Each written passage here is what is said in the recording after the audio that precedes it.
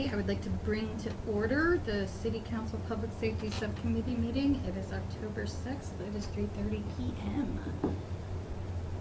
Good. Right. So what we want to look at first are the approval of the minutes from the previous meeting. Thank you for sending those along. I think we need to approve a few. Yeah, we do. Yeah. We have quite a few. Do we want to do it as one bulk or? I mean, we could. What is it? September, July, May, April. I think that's it, right? I think if no one has any changes, maybe we could do. I think we could do them as well. I don't have any changes to make. No, I thought they fine. were really good, and thank you, because one of those was like awfully tricky with the whole like site visit kind of thing. But no, I thought you did a really good job of representing what went on there. So I would entertain a motion. So moved. Second. All those in favor? Aye. Aye. Motion passes. Barbara will be very happy that we got those done. Mm-hmm. All right, let me go back.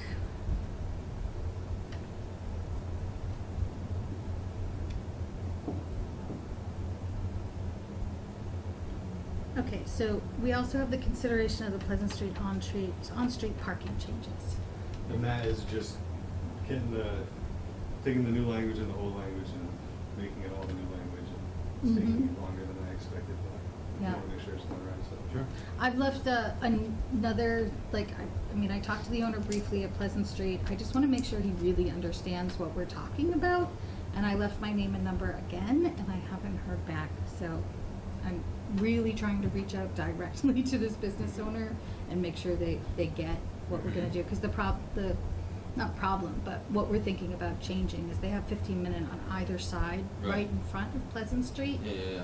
And my impression is that the recommendation was to get rid of the 15-minute on the far side and make it parking all the way down. But I'm positive they're going to want to have input on that. So I'm hesitant to make any sort of decision without their input. Yeah. So I will keep trying. yeah, but we'll have to bring it to a public hearing anyway in front of the full council. So Right. people can Yeah. come. But I'm really trying to make sure that we can get that individual there because they need to be. I just wanted to check in You're in the about, middle of the meeting?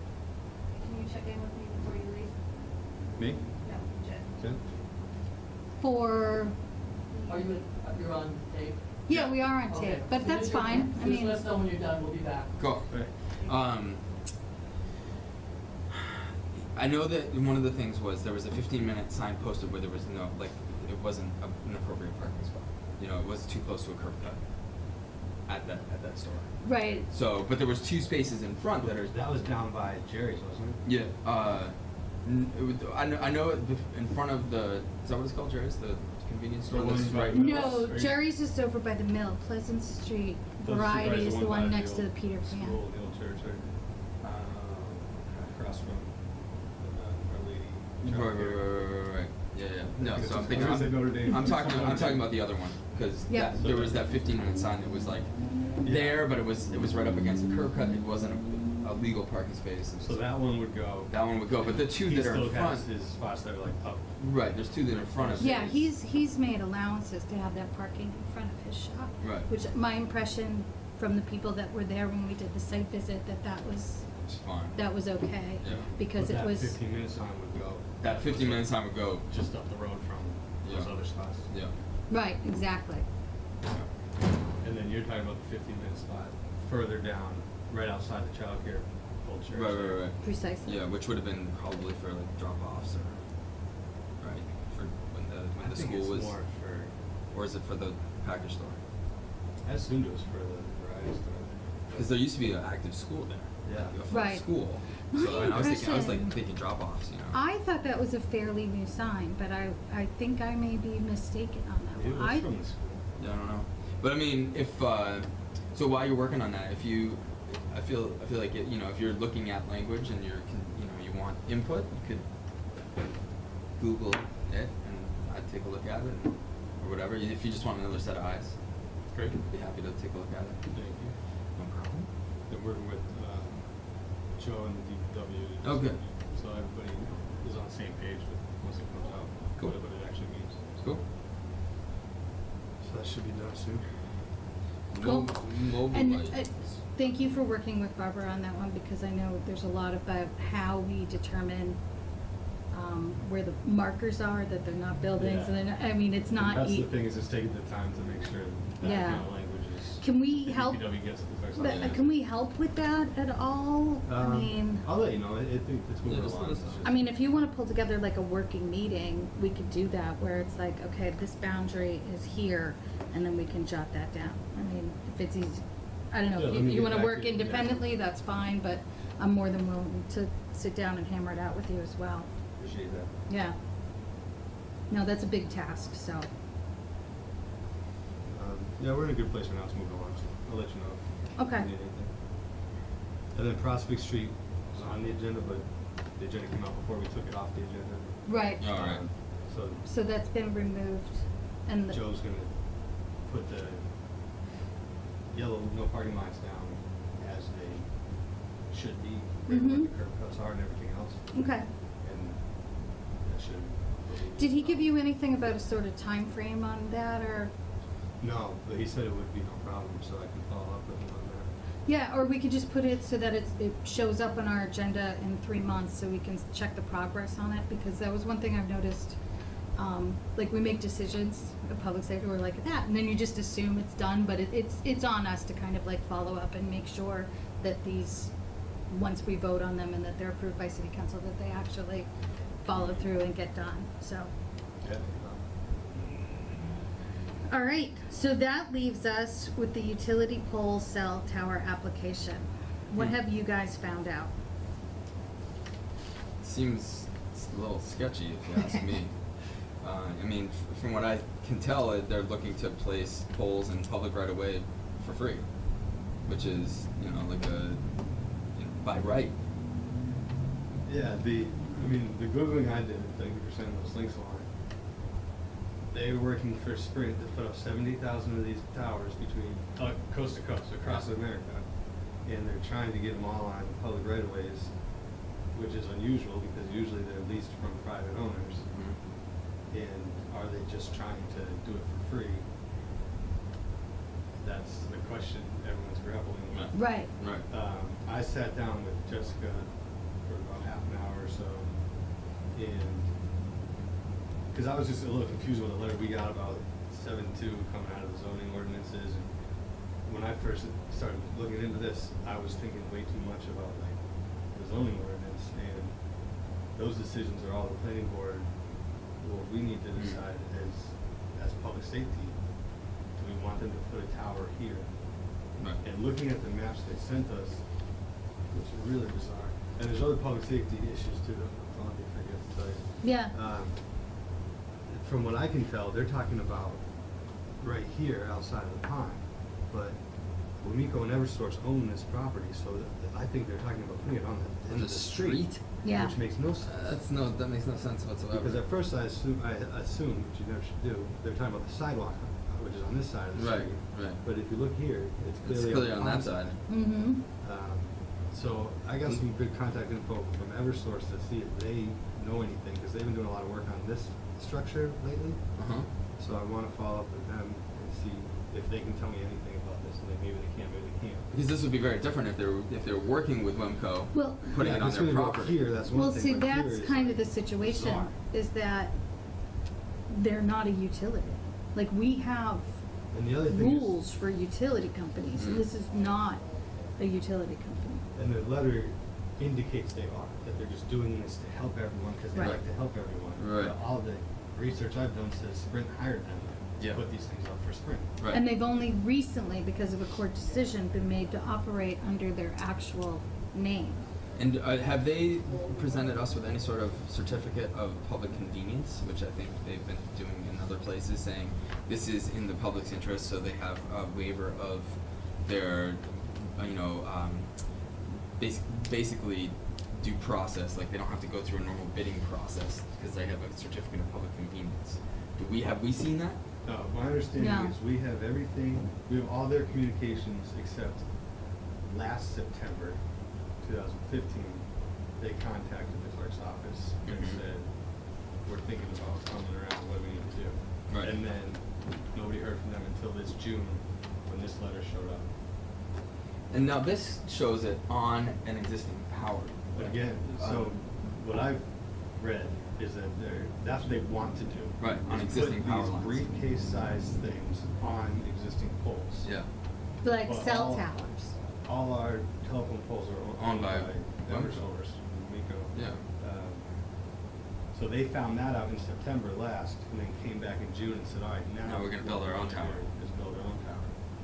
So, And they already have put some of those things up in a lot of towns in the country. on like light poles and on. Yeah, but other towns, they've been trying to do this. Bennington, Vermont told them, it's just right next to a mining, and we don't like that, can you move it? And Right. they said, yeah, sure, we'll move it, and they moved it. Huh. Hartford and other towns down in Connecticut are like, stay out of here, Right, where you right. guys, where'd you come from? Well, I find it a little suspect that there's no real person that we're talking to. That we're Well- being asked to approve this without having representation of like a person. Yeah, I think one of us should give them a call, and I'd be happy to do that. Well, Coming out of my meeting with Jessica, my- I had so many more questions Right, right, going right. into the meeting. Well, my question is that a utility pole is 40 feet tall. Right, this is 3 times that. They are asking for 120. Yeah, that's insane.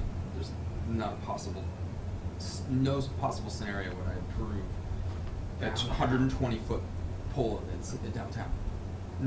Fall No, River- aesthetically, that would just not fit. Then our work here is dead. Yeah, just not. It's not even. An I mean, option. if that's the I deal mean, if- breaker, that's the deal I breaker. mean, if they were looking at 40-foot poles that are like, equal to and similar to existing power poles, or piggybacking on, that's one thing. But building a 3 times the size cell phone tower on public property. Yeah, I mean, I think some telephone poles are 60. This is still like, double that. Still double that. Yeah, That's. and other public safety things Triple. I just wanted to Right? mention. 40. Right, some are Yeah. 60. Yeah. Yeah. But even that is still, this is huge compared to Huge. that. Right. Um, Fall River they sent it to their health department because they thought it was like radiation or something. Could be. Oh, They that's had Jill questions. Stein category. Yeah. Territory.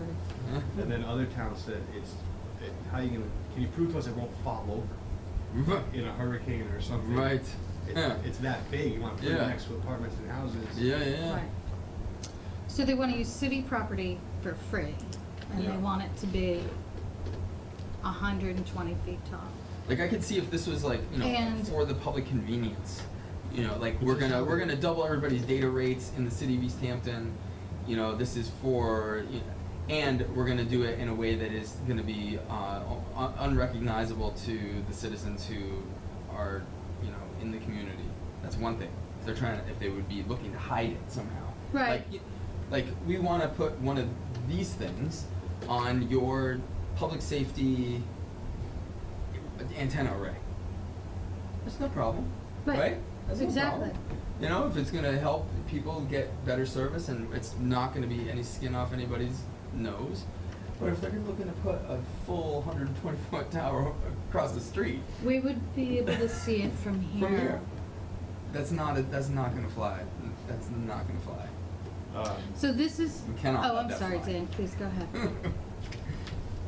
Just 2 things I want to mention out of my meeting with Jessica.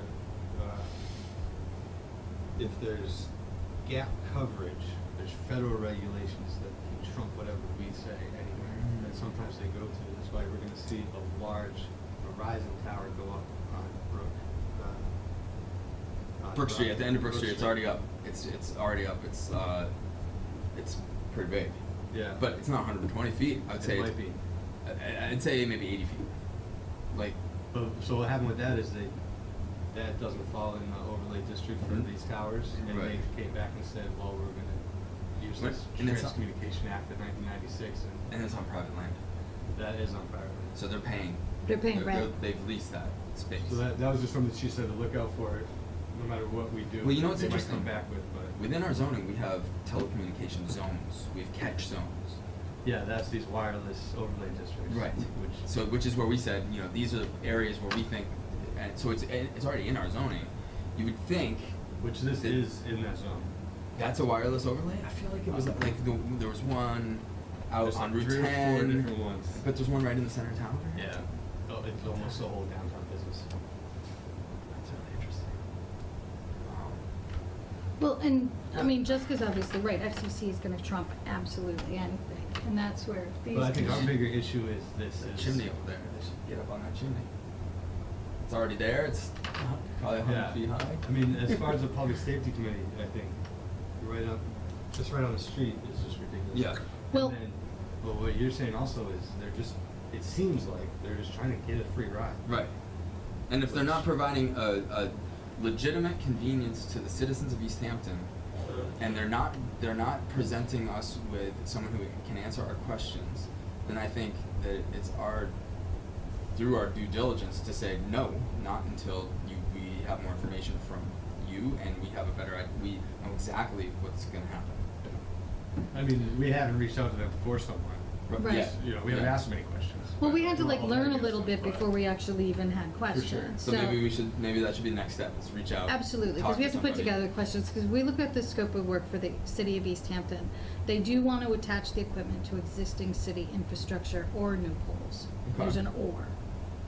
And they're still in the candidate identification phase of the project, and locations of the site have not been finalized. Why Mm-hmm. there's a question. Yeah, because Because there's there's several maps all pointing at the same. Oh, pointing at this site. This one was my favorite, Exhibit A. Exhibit A.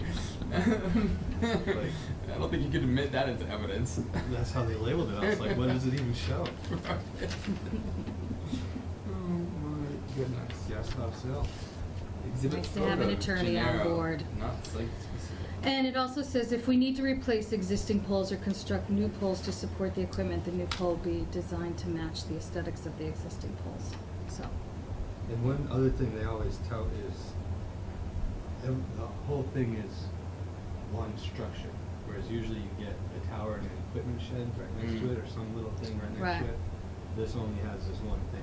Yeah. The thing It has like the box 120 on feet. it. and I think that's a really salient point, that this is a benefit to East Hampton, because right now I only see this as a benefit to Sprint. Yeah. Even though that they say the opposite, I agree 100%. Yeah. It would And also be some good of to know the- how many people use Sprint in East Hampton. Well, and some of the other research that I looked into, and this gets into the like, I have no idea, and it sounds a little conspiracy theory-ish, but these particular small cells are used in areas that have a lot of low-income housing, because their data transfer is typically used with like disposable phones, like the Mhm. kind of, like, not necessarily kind of like the big three, like Yeah, like plans, a- like Pay as you go. pay-as-you-go burners, and they tend to like be near like low-income kind of thing, so Huh. I don't think if it's like a, you know, the kind of rent-a-center predatory kind of thing. But Right. that wasn't anything that I was able to confirm, but that Right. came up like a couple of times. And this is actually, you know, right next to Cottage Street, which is our affordable housing unit, and affordable housing. Mhm. So, Another thing Jessica mentioned is the planning board can require an applicant to pay for a third-party consultant. Like a site plan review. Yes. Yep. And she suggested maybe that's something we could do, I'd say. but the planning board doesn't want it until we pick a site for it. Right. So Right. they, let's keep that in the notes, because I think that's a really good thing to maybe come back to. especially if we have questions about the business practices of this company that we don't know about. to And have a I've got third party. questions out to other city councilors to see if they have bumped into this themselves and how they've handled it. There was only, and I sent you guys the link to that article Connecticut. in Connecticut. Yeah, because I feel like until like my personal preference is we put this on a burner until we can talk to somebody from them. So I think if we reach out and like then Somebody they can come comes to one in. of our meetings, if they're So expecting us to approve this with the information they gave us, they are it's not going to be a very successful. Okay, so let's make that our next step, that we get in touch with the contact who's made the application and say, Mhm. you know, we need a representative come in here because we have some questions. And let's decide on those questions right now, Mhm. you know, so that we can prep that individual so that they're not Cause then they'll be like, oh, I'll have to go find out, and then they have to come back and it's another, few weeks or whatever. Well, like, I mean, I think question number one is the area that they have identified is not, it's a street. A pole can't go in the street, so Mhm. where exactly do they wanna put it? Right. And- And to follow up on that, I would be curious to know if any of their arrangements involve paying rent to the community. Mm. Yeah, yeah. And is there a reason why they chose this 120-foot pole to propose to us as opposed to using existing infrastructure that might be better suited and more Yeah, even to the order that you found, Right.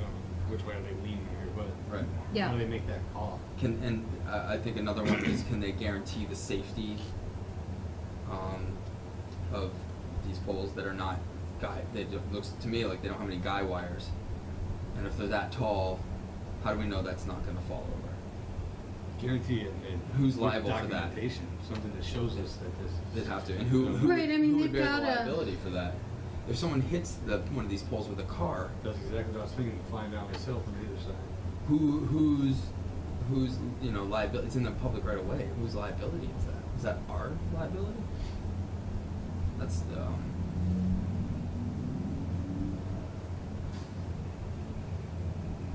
I would say. Do you want to ask him that at this initial contact, or wait and see? Well, I mean, I think if someone's